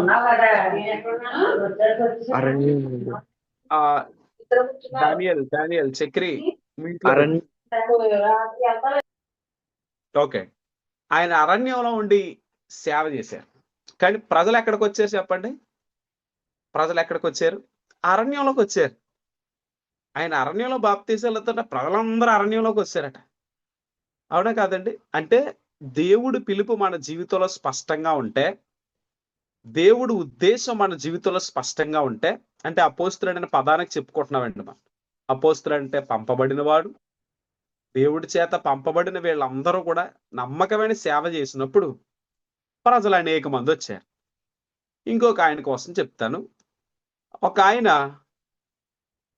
ఒక సెంటర్లో నిలబడి సువార్త చేస్తే 3000 మంది వచ్చి బాప్తీసం పొందారంట. ఎవరైనా? పేతురు గారండి. పేతురు గారు. ఓకే. దేవుడి స్తోత్రం. పేతురు గారు. పేతురు గారు. ఓకే అండి. చాలా సంతోషం అండి. పేతురు గారు. ఆయన ఆయనకి ఆయన వచ్చి సేవ చేశాడా? దేవుడు పంపారా? చూడండి, ఆయనకి ఆయన వచ్చి అయితే చేయలేదు. దేవుడు పంపాడండి. దేవుడు దేవుడు పంపాడు. పంపాడు. దేవుడు పంపాడు. కాబట్టి ఇక్కడ మనం చిన్నోళ్ళమా, పెద్దోళ్ళమా, మన బ్యాక్గ్రౌండ్ ఉందా, వయసు ఉందా, మన ధనం ఉందా, ఇవేం చూడకండి. దేవుడు మనల్ని పిలిస్తే నమ్మకంగా ఆయన కోసం నిలబడండి. ఈ 1 year అయిపోయాక మీరు చక్కగా నమ్మకంగా ఆయన పనిలో వెళ్ళొచ్చు. తప్పనిసరిగా మీ ద్వారా ఆయన బలమైన కార్యాలు చేస్తాడు. నేను సేవకు వచ్చేటప్పటికి నా వయసు 19 సంవత్సరాలు. 19వ సంవత్సరం. 19-20 సంవత్సరాల మధ్యలో నేను పరిచర్యకు వచ్చాను. అప్పుడు నేను ఇంకా చిన్నగా ఉండేవాడిని. నన్ను ఎవరు పట్టించుకునేవారు కాదు. వాస్తవానికి చెప్పాలంటే కుర్రోళ్ళు అలాగే సేవకు వస్తున్నారు అనేవారు. తెలుసండి?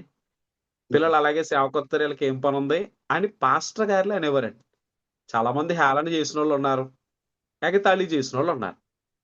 కానీ నేను అవి ఏం పట్టించుకోలేదండి. దేవుడు మాట కోసం నిలబడ్డాను. దేవుడు నన్ను పిలిచాడు కాబట్టి ఖచ్చితంగా ఆయన అద్భుతం చేస్తాడని నమ్మాను. ఈరోజు దేవుడు నాకు ప్రత్యేకంగా ఒక 3 పరిచర్యలు నా చేతికి అప్పగించాడు. మా తమ్ముడికి ఇంకో 3 పరిచర్యలు అప్పగించారు. మేము మొత్తం ఇద్దరం కలిపి 6 పరిచర్యలు నడిపిస్తామంటే ఆదివారం వస్తాయి. నమ్మకంగా మంచి మంచి ప్రాంతాల్లో, దేవుడు దర్శనమిచ్చి ఎన్నుకున్న ప్రాంతాల్లో దేవుడు జరిగిస్తున్నాడు. అందుకే నేను ఏం చెప్పగలనంటే, మనం దేవుడి చేత ఎన్నుకోబడిన వారిగా ఉండాలి. అపోస్తులుడి శిష్యుల్ని దేవుడు ఎన్నుకుని వాళ్ళని అపోస్తులుగా మార్చాడంట. అంటే ఇటు ఎన్నుకున్నాడు, ఇటు వారిని పంపాడు. ఎన్నుకున్న వారిని పంపడం ద్వారా వారి ద్వారా బలమైన కార్యాలు జరుగుతాయి. కాబట్టి ఇక్కడున్న మనందరం కూడా దేవుడి చేత ఎవరమండి? ఎన్నుకోబడిన వారు.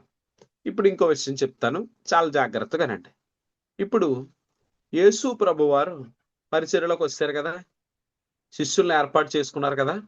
ఇప్పుడు ఆయన ఏం చేశారంటే, శుభవర్తమానాన్ని ప్రకటించడానికి ఆయన నన్ను పిలుచుకున్నాడు అని మరొక్కసారి ఆయన తన దర్శనాన్ని బలంగా నమ్మారు. అండి, దేవుడు తనను ఎందుకు పిలుచుకున్నారు, ఎందుకు నిలబెట్టుకున్నారు అనేది వాక్యం ద్వారా కూడా ఆయన కన్ఫర్మ్ చేసుకున్నారు. ఇది ముఖ్యమైన విషయం. ఇక్కడ మీరు ఇలా రాసుకోండి, ఏమనంటే మన యొక్క దర్శనాన్ని మరొక్కసారి వాక్యం ద్వారా కన్ఫర్మ్ చేసుకోవాలి. చెప్పండి, ఏం చేసుకోవాలి? వాక్యం ద్వారా కన్ఫర్మ్ చేసుకోవాలి. ఎలాగో చెప్పమంటారా? లోకా సువార్త 4వ అధ్యాయం 14 నుంచి 22 వచనాలు చదివితే, లోకా సువార్త 4వ అధ్యాయం 14 నుండి 22 వచనాలు నేను చదువుతున్నాను, వినండి. అప్పుడు యేసు ఆత్మ బలము గలవాడై గలీలయకు తిరిగి వెళ్ళాను. ఆయనను గూర్చిన సమాచారం ఆ ప్రదేశం అంతటా వ్యాపించెను. ఆయన అందరి చేత ఘనత నొంది వారి సమాజ మందిరంలో బోధించుచూ వచ్చాను. తరువాత ఆయన తాను పెరిగిన నజరేతుకు వచ్చి తన వాడుక చొప్పున విశ్రాంతి దినమందు సమాజ మందిరంలోకి వెళ్ళి చదువుటకై నిలుచుచుండగా ప్రవక్త అయిన యెషయా గ్రంథం ఆయన చేతికి ఇయ్యబడెను. ఆయన గ్రంథం విప్పగా, ప్రభు ఆత్మ నా మీద ఉన్నది, బీదలకు సువార్త ప్రకటించుటకై ఆయన నన్ను అభిషేకించెను, చెరలోనున్న వారికి విడుదలన, గుడ్డి వారికి చూపు కలుగునని ప్రకటించుటకును, నలిగిన వారిని విడిపించుటకును, ప్రభు హితవత్సరము ప్రకటించుటకు ఆయన నన్ను పంపి ఉన్నాడు అని రాయబడిన చోటు ఆయనకు దొరికాను. ఆయన గ్రంథము చుట్టి పరిచారకునికి ఇచ్చి కూర్చుండాను. సమాజ మందిరంలో ఉన్నవారు అందరూ ఆయనను తేరి చూడగా ఆయన నేడు మీ విడికినిలో ఈ లేఖనము నెరవేరినదని వారితో చెప్పసాగెను. ఆయన పిలుపుకి, ఆయన దర్శనానికి అంటే రాజ్ కుమార్ గారు మ్యూట్ లో పెట్టండి. అంటే ఆయన చెప్పిన దానికి ప్రతీదీ కూడా పిలుపుకి అన్ని నిర్ధారించబడ్డాయని మనం నమ్మచ్చు. ఎలా నిర్ధారించబడ్డాయి అని అంటే ఆయన ప్రారంభం నుంచి చూడండి, ఆయన పుట్టుక, ఆయన పేరు పెట్టడం కానివ్వండి, సుమియోను, అన్న వీళ్ళందరూ దేవుడి కోసం ప్రవచించడం, బాప్తీసమిచ్చే యోహాను గారు ఈయన దేవుని గొర్రెపిల్ల అని చెప్పడం, దేవుడే తన కుమారుడు కోసం ఈయన నా ప్రియకుమారుడు, ఈయన యందు నేను ఆనందిస్తున్నానని చెప్పడం, ఇవన్నీ జరిగిన తర్వాత ఈయన పరిచర్యని సైతాను గుర్తించి సైతాను కూడా యేసుప్రభుని ప్రమోట్ చేసింది ఆ విషయంలో చెప్పాలంటే. తర్వాతగా వాక్యం ద్వారా కూడా ఆయనతో మాట్లాడారు. సమాజ మందిరంలో ఆయన వాక్యం చదువుతుంటే ఆ వాక్యం ఆయనతో మాట్లాడింది. ఎందుకంటే బీదలకు నువ్వు సువార్త ప్రకటించాలి, చెరలో ఉన్న వారిని విడిపించడానికి, ఏమండి నలిగిపోయిన వారిని లేవనెత్తడానికి, ప్రభు హితవత్సరం ప్రకటించడానికి ఆయన నన్ను పంపి ఉన్నాడు అన్న మాట నెరవేరింది అని చెప్పారంట. ఇక్కడ కూర్చున్న మన జీవితాల్లో కూడా ఒక మాట చెప్తానండి. ఏంటంటే మనం నేర్చుకోవాల్సిన మొదటి విషయం, మనకి ఒక పిలుపు ఉండాలి, ఒక దర్శనం ఉండాలి. ఏమండి మనం సేవ చేస్తున్నాం అని అంటే ఖచ్చితంగా దర్శనం ఉండాలి. నేను సేవ చేయడానికి ప్రారంభ దినాల్లో అప్పుడు మా ఊరిలోనే మా ఇంటికాడోళ్ళు మా చుట్టుపక్కల వాళ్ళు అందరూ మీ ఇంటి దగ్గర ప్రారంభించి బాబు, అక్కడికి మేము వస్తాం అనేవారు. నేను అనేవాడిని, నాకు ఎవరితో పని లేదండి, మీరు ఆల్రెడీ వేరే వేరే చర్చికి వెళ్తున్నారు కాబట్టి అక్కడికి వెళ్ళండి, నేను దేవుడు ఎక్కడికి చూపిస్తే అక్కడికి వెళ్తాను అని ఒక 40 రోజులు ఉపవాసం ఉండి ప్రార్థన చేస్తే మా ఊరి దగ్గర నుంచి 30 కిలోమీటర్ల దూరంలో ఉన్న కత్తిపూడి అనే ఊరు చూపించాడండి దేవుడు. దర్శనంలో దేవుడు మాట్లాడాడు. హైవే మీద నేను ప్రయాణం చేస్తున్నానంటే ఆ కలలో ఆ బోర్డు కనిపించింది. ఆ బోర్డు పైన కత్తిపూడి అని ఉంది.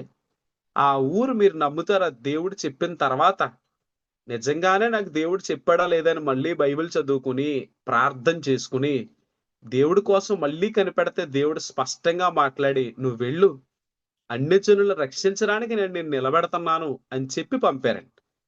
ఆ మాట విని నేను మా ఊరు నుంచి ఆ రోజు మా అమ్మగారిని మా నాన్నగారిని తీసుకుండి మేము ముగ్గురు బండి మీద కత్తిపూడి అనే ప్రాంతానికి వచ్చాం.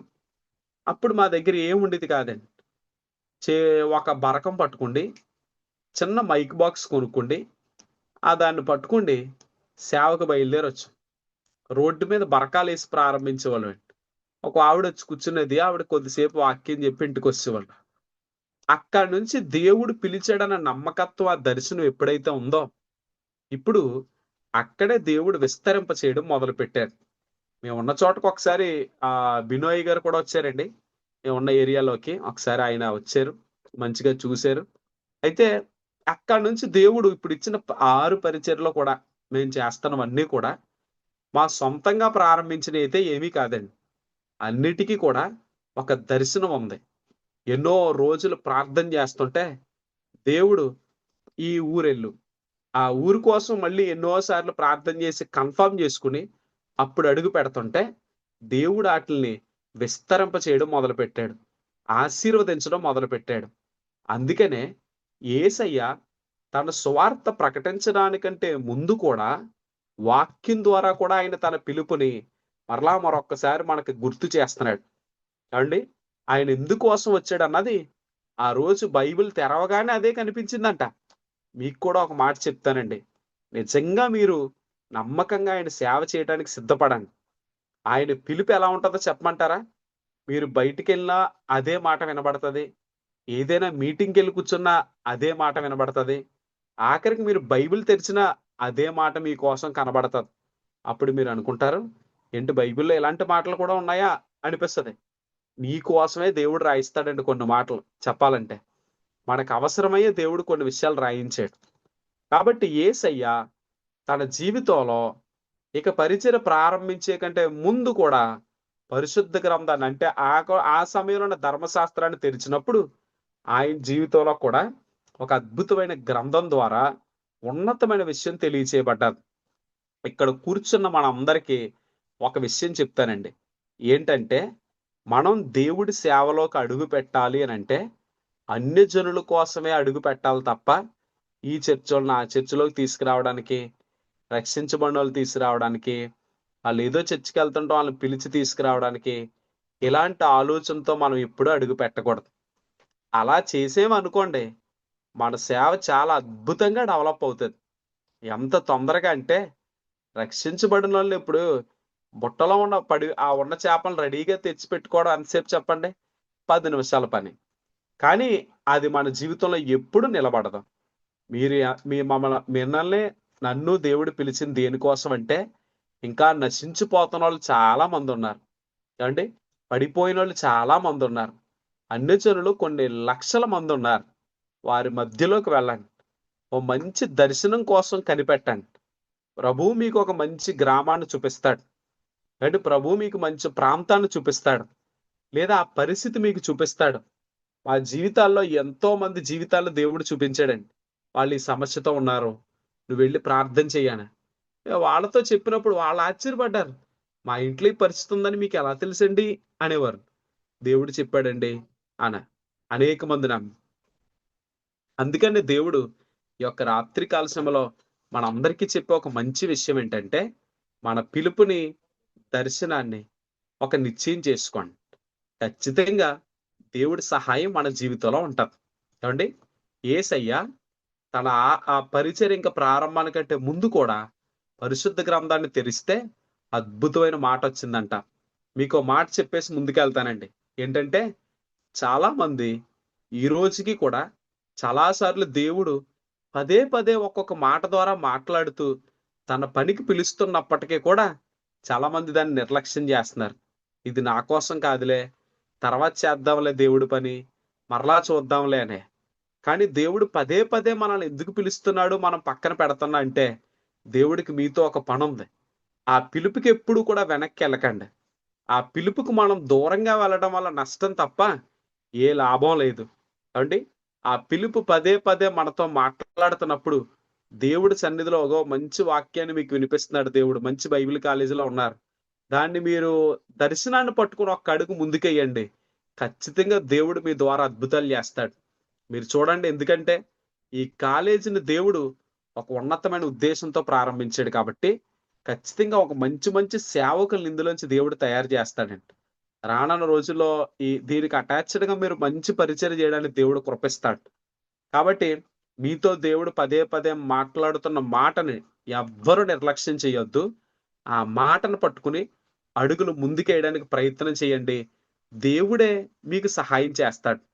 మీరు ఇలా అనుకోవచ్చు, నేను ఈ మాట తీసుకుని ముందుకెళ్ళడం వల్ల నాకు సహాయం ఎక్కడి నుంచి వస్తుందండి, నన్ను ఎవరు బలపరుస్తారండి అని అనుకోవచ్చు. దేవుడు మాటతో మీరు అరణ్యంలోకి వెళ్ళినా అక్కడ మీకోసం ఒక త్రోవ ఉంటుంది అని మర్చిపోవద్దు. అండి దేవుడు మాటతో మీరు ఎడారిలోకి వెళ్ళినా అక్కడ మీకోసం ఒక నది ఉంటుంది అని మర్చిపోవద్దు. ఈ విషయాలు మనం గుర్తుపెట్టుకుని అడుగులేద్దాం. దేవుడు ఖచ్చితంగా మీ పిలుపుకు తోడ్పడతాడు. మీ ద్వారా గొప్ప కార్యాలు జరిగిస్తాడు. మనం ఇదే నేర్చుకుందామండి.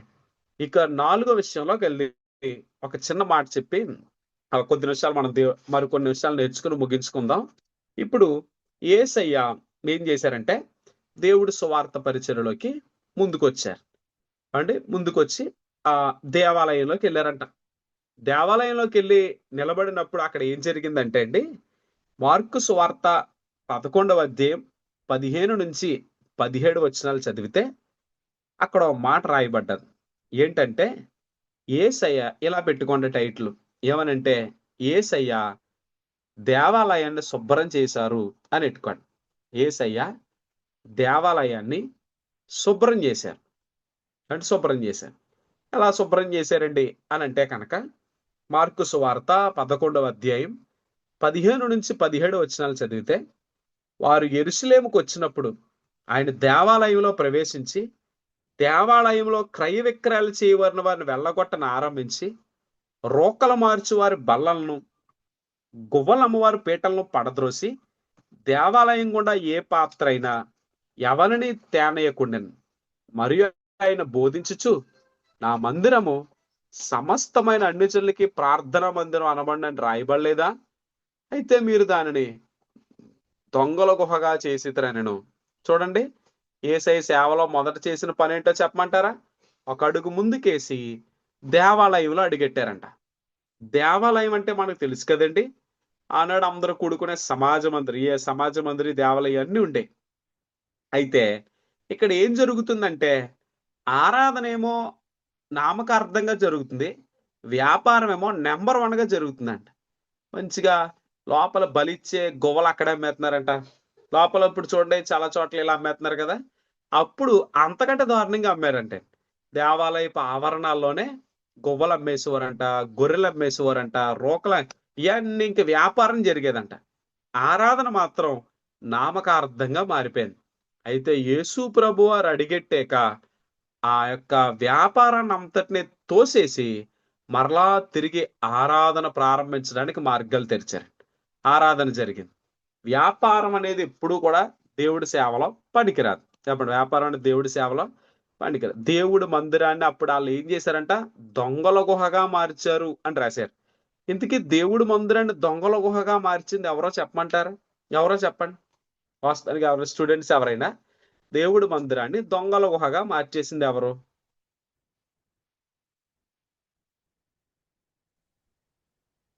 ఇప్పుడున్న శాస్త్రులు అనుకుంటానండి. ఓకే అండి, మంచి విషయం అండి. నిజమండి. ఎవరనుకున్నారు? శాస్త్రులు, పరిసయ్యులు, ఈ గుంపు ఎవరైతే ఉన్నారో ఆనాడు సద్దూకయ్యులు, ఈ గుంపు ఉన్నారు చూడండి, ఈ సేవకులు, ఆనాడు సేవకులని పిలబడుతున్న ఈ గుంపే దేవుడి మందిరాన్ని వ్యాపార స్థలంగా మార్చేశారట. వ్యాపార స్థలంగా. కానీ దేవుడు దానికి ఒప్పుకున్నాడండి? ఒప్పుకోలేదు. సేవలో వచ్చాక ఆయన తన గుడిని శుభ్రం చేశాడు. ఏమండి, ఇక్కడి నుంచి మనమేమి నేర్చుకోగలమండి అని అంటే కనుక, మొట్టమొదటగా మన గుడి అయిన దేవాలయం ఉందో చూడండి, మన హృదయం, ఆ హృదయాన్ని మనం శుభ్రం చేసుకోవాలి. చెప్పండి, ఆ హృదయాన్ని ఏం చేయాలి? ఏం చేసుకోవాలి చెప్పండి? శుభ్రం చేయాలి. శుభ్రం చేస్తారు. బైబిల్ ఏం చెప్తుందంటే, దేహమే దేవుని ఆలయమని, ఆయన ఆలయాన్ని పాడు చేసే వాళ్ళని ఆయన పాడు చేస్తాడని, ఆయన ఆలయాన్ని భద్రపరుచుకుంటే వాళ్ళు బాగుంటారని దేవుడు కొరింథీయులకు రాసిన పత్రికలో చక్కగా మాట్లాడుతూ వచ్చాడు. కాబట్టి మనం కూడా మన దేహం అనే ఆలయాన్ని శుభ్రం చేసుకోవాలి. యేసయ్య దేవాలయంలో అడుగుపెట్టి, ఓళ్ళే నా ప్రజలు వ్యాపారం చేస్తున్నారు కదా, మంచిగా సాగుతుంది కదా అనుకోలేదండి. వ్యాపారాన్ని పక్కకు తోసి మంచి ఆరాధన జరగటానికి అక్కడ ఆయన మంచి ద్వారాలు తెరిచాడు. దొంగల గుహ అంతా తీసి మరలా ఆరాధన స్థలంగా మార్చారంట. ఈ రాత్రి మనం కూడా చాలా సేవలు ఈ రోజు చూస్తున్నాం, అవునా కాదండి? వాస్తవానికి ఇక్కడ కూర్చున్న మన అందరికి ఒక మాట చెప్తాను. మనందరం మరలా నూతనంగా మీరు అందరూ పరిచర్యలోకి అడుగు పెట్టబడుతున్న వాళ్ళే. చాలా సేవలు చూస్తే దేవుడికి ఇచ్చే స్థానం కంటే కూడా లోకానికి ఇచ్చే స్థానం ఎక్కువ ఉంటుంది ఆ సేవలో, అవునా కాదండి? భయంకరత్వం మారిపోతుంది, ఆరాధన ఉండట్లేదు సరిగ్గా, ఏమండి? ఎక్కువగా వ్యతిరేక మాటలు, లోకం సంఘంలో కలిసిపోతుంది. మీరు గుర్తుపెట్టుకోండి, ఆ రోజు దేవుడు అడుగు పెట్టాక ఆ పరిచర్య అంతటిని ఎలా మార్చేసాడో, అవన్నీ బయటకు తోసేసాడో, నేటి సంఘాల్లో జరుగుతున్న వ్యాపారాన్ని కూడా దేవుడు తీసేస్తాడండి ఒకరోజు. అప్పటి వరకు మనం దేవుడి కోసం నిలబడగలగాలి. మనం కూడా దేవుడి కోసం నిలబడి చెడుని ఖండించేవారిగా, దేవుడిని ప్రేమించేవారిగా ఉండాలి. యేసయ్య పోలే ఈ ఆరాధన అంతా నాకే కదా, ఈ బలులన్నీ నాయే కదా అని అనుకోలేదు. కానీ అక్కడ జరుగుతున్న తప్పుని ఆయన ఖండిస్తూ వచ్చాడు. దేవాలయాన్ని శుభ్రం చేశాడు. ఇక్కడ మన జీవితాల్లో కూడా మన హృదయం అనే దేవాలయాన్ని మనం శుభ్రం చేసుకుని దేవుడి పని కోసం మనం చక్కగా నిలబడగలగాలి. అప్పుడు దేవుడి యొక్క సహాయం మన జీవితాల్లో అద్భుతంగా అందించబడుతుందండి. కాబట్టి యేసయ్య సేవకు వచ్చారు, తన సేవని తెలుసుకున్నారు, దేవాలయాన్ని శుభ్రం చేశారు. మనం ఈ పాయింట్ వరకు మీరు గుర్తుపెట్టుకోండి. ఈ రోజు నేను మీకు తెలుసు ఒక 5 పాయింట్లు చెప్పాను అని అనుకుంటున్నానండి. ఒక 5 పాయింట్లు చెప్పాను. కాబట్టి ఈ 5 పాయింట్లు అంటే ఈ 5 పాయింట్లు కూడా చాలా జాగ్రత్తగా నేర్చుకోవడానికి ప్రయత్నం చేయండి. ఈరోజు మనం 5 విషయాలు తెలుసుకున్నాం.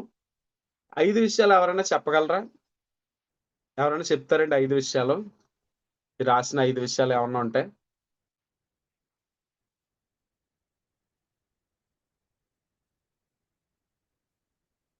ఇది సేవకి ఒకటంటే శోధన ఎదుర్కోవడం అండి. ఓకే. శోధన ఎదుర్కోవడం అండి. తర్వాత శిశువులను ఏర్పాటు చేసుకోవడం. ఓకే. నెక్స్ట్ దేవాలయం శుభ్రపరచడం ఒకటి. ఓకే. ఒక 2 పాయింట్. ఇంకో 2 పాయింట్లు ఉంటాయి. దేవుని సేవకి పిలుపండి. ఓకే అండి. పిలుపుని దేవుని సేవకి పిలవటం మరొకసారి నిర్ధారణ చేసుకోవడం ఏంటి, లాస్ట్ అండ్ ఫైనల్ గా నిర్ధారణ చేసుకోండి. నిర్ధారించ చాలా మంచిదండి. పిలుపు, నాయుడు గారు దర్శనం. మీకు వందనాలు. చాలా చక్కగా మంచి విషయాలు తెలియజేశారు. అయితే అంతకంటే ఫస్ట్ పాయింట్ ఏంటంటే దేవుడు తన కుమారుణ్ణి దేవుడే పరిచయం చేశారండి. ఓకే అండి, వెరీ గుడ్ అండి, థ్యాంక్స్ అండి. సారీ అండి, నేను చెప్తున్నా అయ్యే పర్వాలేదండి, పర్లేదు, చాలా మంచి విషయాలే. అది- ఓకే అండి. అది మిగిలిన running notes రాకేసి. ఓకే అండి, మిగిలిన స్టూడెంట్స్ కూడా చక్కగా ఈ విషయాల్లో నోట్ చేసుకోండి. నేను మీకు లాస్ట్ లో ఈ పీడిఎఫ్ ఇవన్నీ ఇచ్చినప్పటికీ కూడా మీరు ఆ వారం నేర్చుకుంటుంది రఫ్ నోట్స్ రాసుకోవడం ద్వారా చాలా మంచిగా ఉపయోగపడుతుందండి. యేసయ్యని దేవుడే ప్రమోట్ చేశాడు, అంటే అందరికీ ఆయనే పరిచయం చేశాడు. శోధనని జయించారు యేసయ్య. తర్వాత తన శిష్యుల్ని ఏర్పాటు చేసుకున్నారు. తర్వాత ఆ దర్శనాన్ని, పిలుపుని మరొకసారి ఆయన కన్ఫర్మ్ చేసుకున్నారు. లాస్ట్ గా తన ముందు ఉంచబడిన దేవాలయాన్ని ఆయన శుభ్రం చేశాడు. ఆయన వచ్చి ఎలా పడుతున్న సేవను అలా వదిలేలేదండి. ఆ సేవలో లోపాలు ఉంటే వాటిని సరి చేశాడు, వాటిని మరలా నిలబెట్టాడు. అందుకే యేసయ్య అంటే శాస్త్రులకి పరిచయులకి ఇష్టం లేదు. అర్థమైందండి? ఎందుకంటే వ్యాపారాన్ని ఆపేరు, సేవను అక్కడ ఆపి మరలా నూతన సేవ ప్రారంభించాలని చెప్పారు కాబట్టి అక్కడ ఇబ్బందులు ఎదుర్కొన్నారు యేసయ్య. కాబట్టి మన జీవితాల్లో కూడా మీరు ఎప్పుడైనా తప్పు జరుగుతున్నప్పుడు తప్పు అని చెప్పండి. మీరు తప్పు అంటారు, మీకు సరిగ్గా తెలియదు అంటారు. కానీ మనం ఎలాంటిదైనప్పటికీ కూడా మనం దేవుడికి ఇష్టకరంగా ఉంటే దేవుడు ఖచ్చితమైన సహాయాన్ని ఈ రాత్రి మనకు అందిస్తారు. కాబట్టి ముందు వారం నేను ఒక 10 విషయాలు చెప్పానండి. ఇప్పుడు ఒక 5 విషయాలు, మొత్తం ఓవరాల్ గా 15 విషయాలు చెప్పాను. ఇంకా చాలా విషయాలు ఉన్నాయి. మనం ప్రతి వారం కూడా ఒక్కొక్కటిగా మనం నేర్చుకుందాం. మరి ఇంకా మీకు ఏదైనా యేసయ్య చరిత్రలో ఏదైనా డౌట్లు ఉన్నా అవన్నీ మీరు రాసుకుని నన్ను అడగడానికి ప్రయత్నం చేయండి అని చెప్పడానికి నేను మీకు సహాయపడతాను. మరి దేవుడు ఈ యొక్క రాత్రి కాలశంలో మనందరికి ఇచ్చిన మరలా ఈ గొప్ప అవకాశాన్ని బట్టి నా వందనాలు తెలియచేసుకుంటున్నాను. మరి సార్ గారికి ఈ సమయాన్ని ఇస్తున్నాను. Okay, praise the Lord. Thank you pastor Vijay గారు. May God bless you. Thank you sir. చాలా చక్కగా ఈ రోజు కూడా మనతో వాక్యాన్ని పంచుకున్న పాస్టర్ గారికి దేవుడు పేరట వందనాలు. ఓకే, ఈ రోజు పాస్టర్ గారు మీరు ఇద్దరి వచ్చిందని చెప్పారు కదండి, వాళ్ళ పేరు కూడా ఒకసారి చెప్పండి. వాళ్ళిద్దరు అవును ఎవరు? సార్, అవును. వాళ్ళు ఒకసారి పరిచయం చేయండి. వాళ్ళ డివైస్ లో ఉండే వీడియో ఆన్ చేసి ఒకసారి పరిచయం చేయండి. వాళ్ళ పేరు, ఓకే సార్, ఊరు. Okay sir, okay. తమ్ముడు చక్రి మ్యూట్ ఆన్ చేయి ఒకసారి. Vivo V23. ఈ తమ్ముడు పేరు ఏంటంటే అండి డానియల్.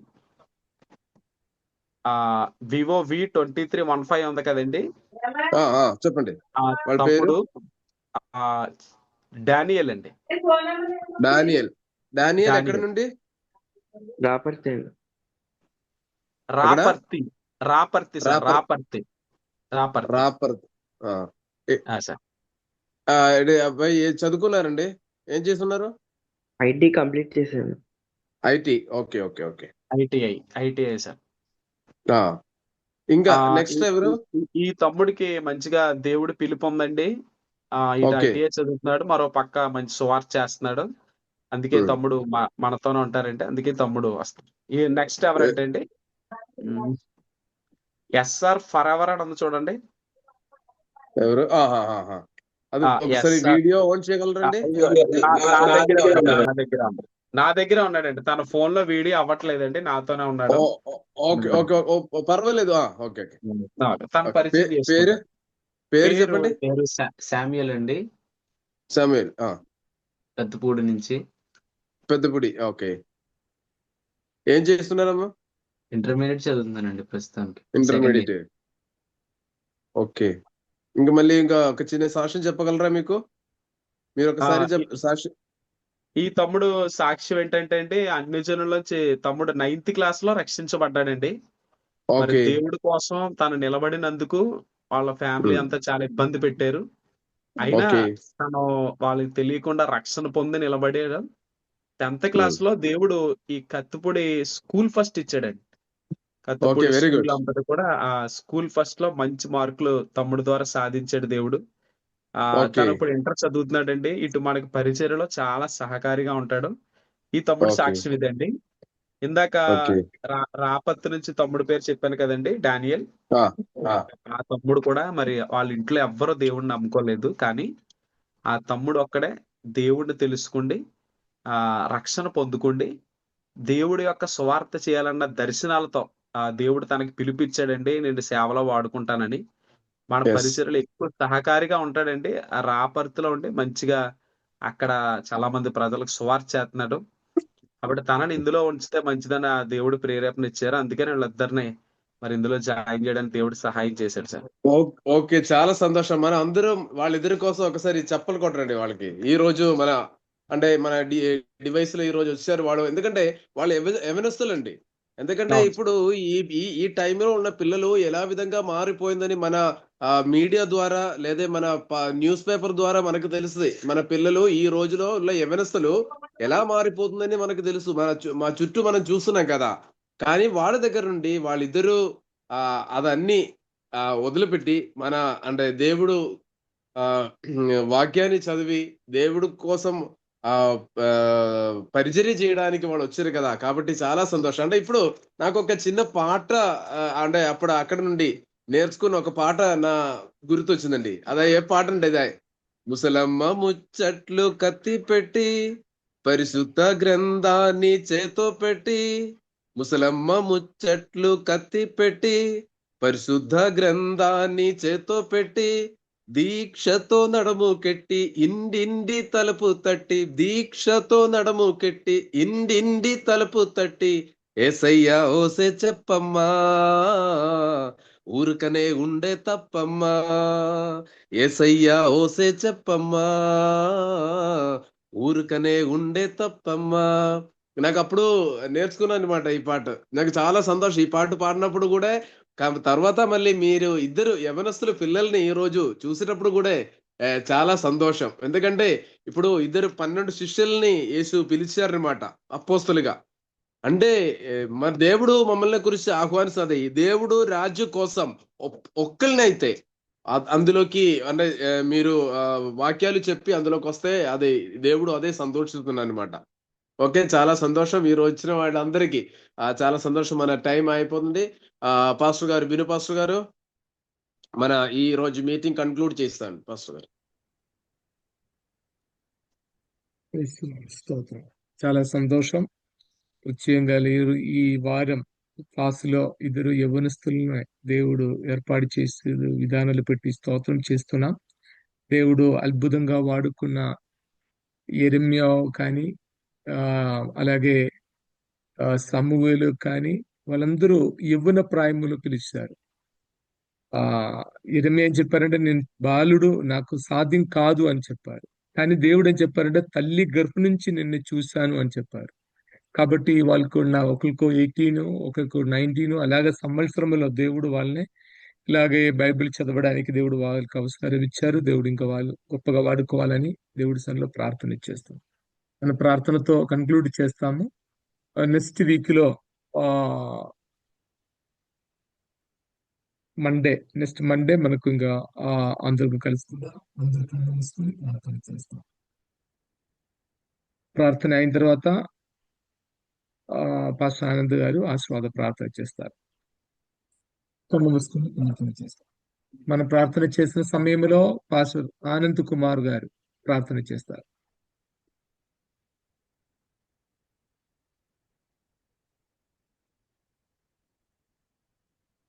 ప్రార్థన చేయండి ఆనంద్ కుమార్ గారు. మీరు మైక్ మ్యూట్ లో అన్మ్యూట్ చేయండి అన్మ్యూట్ చేయండి. ఆనంద్ కుమార్ గారు.